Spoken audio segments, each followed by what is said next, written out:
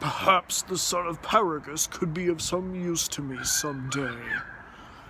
Hey guys, DB right here, and today I am starting another new What If, and you can probably tell I'm sweating, I'm tired. I actually just finished my skate session for today, and the video for that will be up a little bit later. Those of you who are interested in seeing DB Right on a skateboard, learning some freestyle tricks, and, well, I actually did a lot of practicing on the grass this time because, well, a lot of the flat ground spots I usually go to were pretty much overcrowded and taken up. And it's nothing more frustrating trying to practice tricks and someone keeps walking in your way. Anyway, not the point of this video. Today we are starting a brand new What If, and this is one I've been pondering about for the last week, and well, today I'm just deciding to go for it, and that is, what if King Vegeta never banished Broly? And well, this starts off the exact same way it does in the DragonBall Super Broly movie, just to be clear. King Cold has made his appearance and has, well, more or less decided to supply the Saiyans with their new brand of scouters, and of course announcing to King Vegeta that as of now he is stepping down and his son, Lord Frieza, is now taking over the Empire, and that the Saiyans will still be in servitude only to Lord Frieza instead of King Cold, and that the Cold Force would now be known as the Frieza Force. Hello, monkeys! I assure you the pleasure is all mine, and if you serve me as well as you served my father, we won't have any problems whatsoever. Here you are. I've presented to you some new scouters. They're useful, are they not? I see you've got some snipers trained on us. Oh dear. See what I mean? They are useful, Frieza said as he destroys them, just as per normal. If they're not to your satisfaction, feel free to complain. I believe we're done here. With that, the new Frieza Empire, the Frieza Force, take their leave. Now, as the Saiyans are now more or less are getting used to the normal scouters, and well, King Vegeta is left brooding as usual. Oh, that King Cold, leaving his son Lord Frieza in charge. Oh, I can't wait till my son grows up and grows into a vicious king. He will be the one to rule the galaxy, not this upstart Lord Frieza. And well, needless to say, a lot of the Saiyans can certainly feel the same sort of sympathy towards King Vegeta and his cause. And, well, needless to say, King Vegeta decides to look in on his child. Oh, that latent potential, yes. He will be the true force in the galaxy, not this Frieza. And then, well, he spots another child. Who is that child? Well, we know, we've seen the movie. It is Broly. What is this child doing in the same room as my son? Well, you see, this is the child of Colonel Paragus, and his latent abilities seem to be as great, or if not greater, than the prince every time we scanned him. This is a room for the elites. This room is for the elites, not for some child you found here in the streets. Give me that. King Vegeta scanning and getting the shock of his life. This stupid device must be faulty. Fetch me another one. And well, it was lesser, but still much higher than Prince Vegeta's. And well, he began hearing talks among the people who were actually scanning his power that he could be very valuable to Prince Vegeta and could very well grow up to be the legendary Super Saiyan from the legend. However, this has not. This does not amuse King Vegeta. A low-class Saiyan like this be greater than my son? Never. And well, King Vegeta began pondering exiling the child. And, well, needless to say, plans to exile Broly were going down as per normal, and Paragus did indeed begin to hear, words of it. And well, this is where he storms into the room, into the throne room like he does in the original, demanding that, the king have mercy on his son. Don't send him to some barren place. It's a fate for a low-class Saiyan. And well, this is where Paragus begins to, put 2 and 2 together that his son does indeed surpass the, Prince Vegeta's in every way. And well, the only difference to this point in the story is that the throne room is mostly empty. It's King Vegeta, a few of his advisors, that's it. It's not a whole room full of Saiyans like it was in the Dragon Ball Super Broly movie. And well, now that King Vegeta sort of had time to think about it, perhaps Broly would be useful. At the very least, there might be a way they could sort of use him and then get rid of him, that sort of thing. However, with Paragus being there poses the problem. Paragus isn't going to allow this, and well, King Vegeta knows that. Don't worry, your son will be spared from exile. However, you, my old friend, will not be granted that mercy.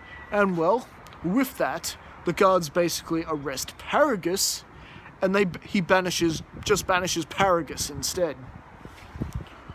And well, he does try to, Paragus just does try to fight off the guards, but more of them just basically pile onto him and basically overwhelm him.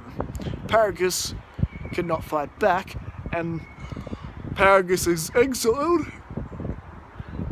And well, this is where the guards ask, King Vegeta, what of young Broly here? No need to matter. I shall raise Broly as my own. What? Raise Broly as your own, sire? Yes. Under my guidance, perhaps Broly could truly be something that could be of use to me, and of use to my son. And being raised as my own son, perhaps we will never need fear Lord Frieza or King Cold ever again. And well, with that, Paragus is indeed banished to Vaumpa, and the Saiyans that left them there fly off and leave him there stranded. And well, with that, Paragus is angry, he's feeling vengeful. Either way, he's screaming to the heavens, Vegeta! I will get my revenge on you. You'll never be rid of me. Someday, I will find my way off this planet. And I will have my vengeance. And well, with that, we head into the 5-year time skip, where now Kakarot is more or less in his nursing capsule, and well, Broly now being raised by King Vegeta.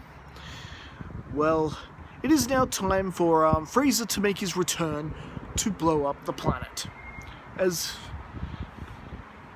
he was going to.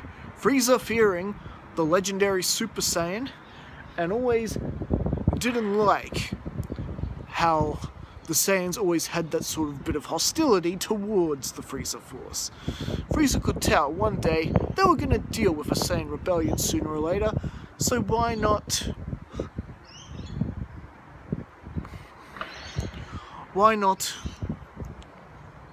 just have all the Saiyans return and then blow them up at the fold? And well, meanwhile, King Vegeta is not really suspecting much of a thing. Raditz is off on mission with Nappa and the Prince, and well, as it turns out, Broly and Nappa are also with him. And well, you can imagine with Broly's raw power, the mission is more or less a cinch.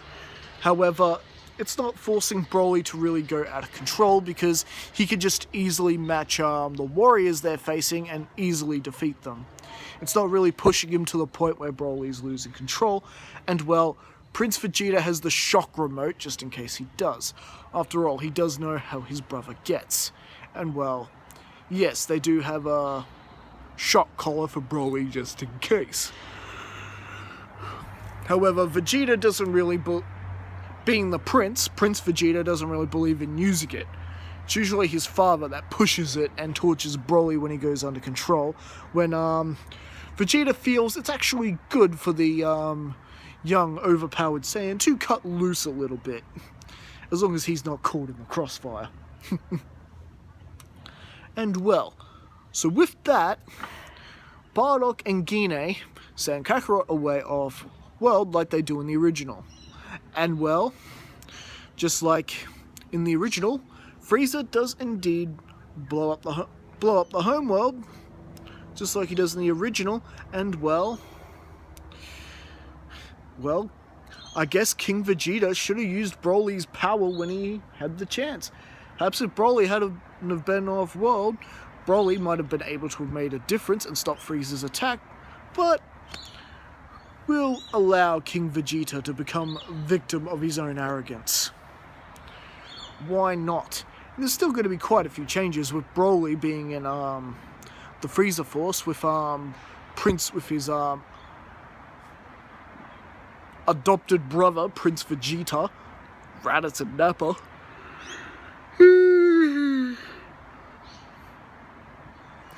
I'm actually a bit tired.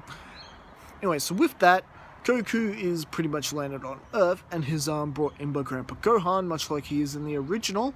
And well, now that Frieza has blown up Planet Vegeta, oh my, stupendous! Wow, what a great show! Unbelievable! Lord Frieza, as we know, he always has a field day every time he blows up that planet. No matter the timeline, he enjoys himself when he wipes out the Saiyans. And well, with that, the whole servitude towards Broly, Vegeta, Nappa, and Raditz, it is more or less the same. They are just given the grunt work and given the jobs that the Frieza's elite, or rather I should say cowards, don't want to do. And as for Broly's power, Vegeta and the others have decided to try keep that under wraps as best as they can, and unfortunately this will mean that Prince Vegeta will have to use the collar on Broly if he ever begins to show signs of losing control. They can sort of ring him in before he reveals too much of his real power, and well, this is going to be more like sort of an ace to play against Frieza should the actual need to happen, sort of thing. There's no way of telling how powerful Broly actually really is. He may be more powerful than Frieza, maybe he isn't as well. But then again, he does have Saiyans like Nappa and Vegeta to train with him on their downtime, so you would think that Broly's growth in controlling his power, as far as not to mention how much more power he would be, sparring with Nappa and Vegeta, rather than his father Paragus, who was much weaker. Especially after he hit his pride and began actually losing power. you know, when he's an old Saiyan. And, well, with that, because there's another Saiyan to sort of train with, and that the Saiyans are more motivated to train, pretty much in order to overthrow Frieza, because with Broly there, they do feel they had more of a chance, and that's the only reason Vegeta hadn't really tried before Planet Earth. Not really feeling like they had a chance, but then they found out about Dragon Balls, and that sort of put Vegeta's real plan in motion. So, but with Broly there, they sort of can train each other up and become stronger. And if they do let Broly cut loose a little bit and do become powerful and letting him use his power against them, they can take advantage of the Zenkai boost from that and become stronger together. And Raditz would actually be more keen to train because he's training among other Saiyans. It's not always battles to the death where he's having to be more cautious, and Raditz not getting the full Zenkai boost and power that he could have gotten.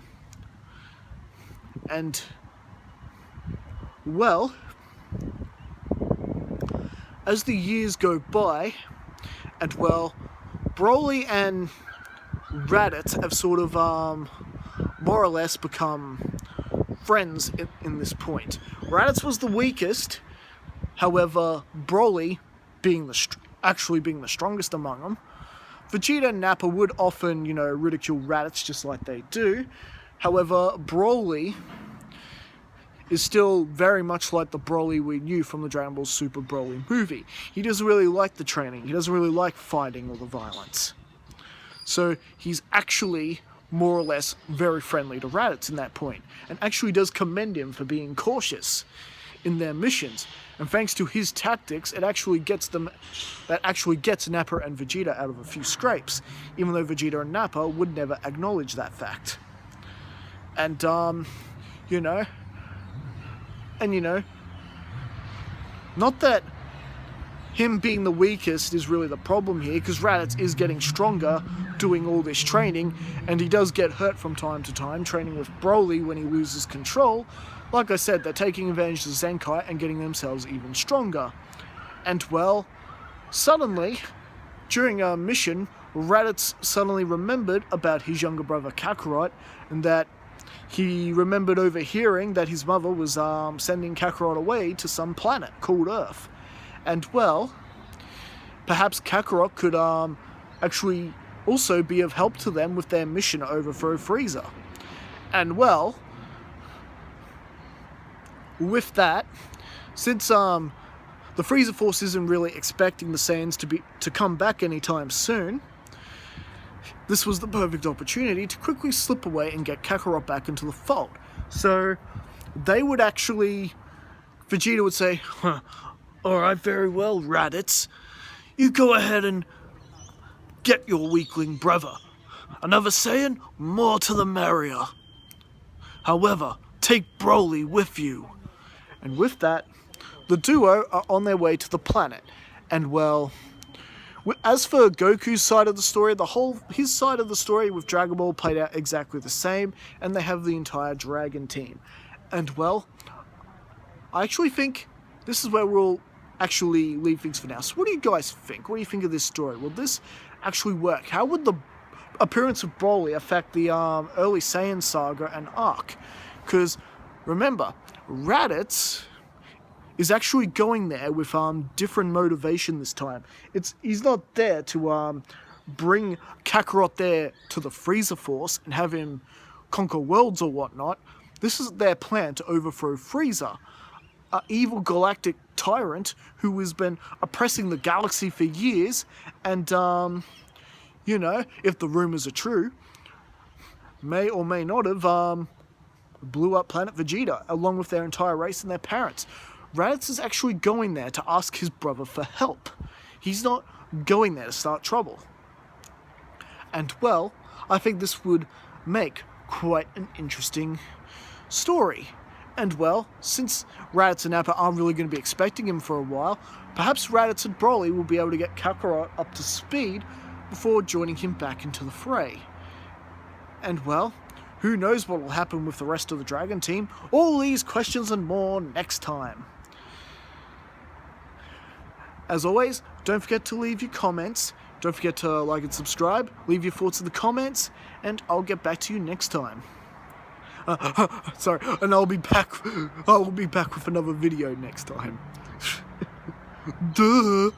Alright, I'll catch you guys later, and see you around.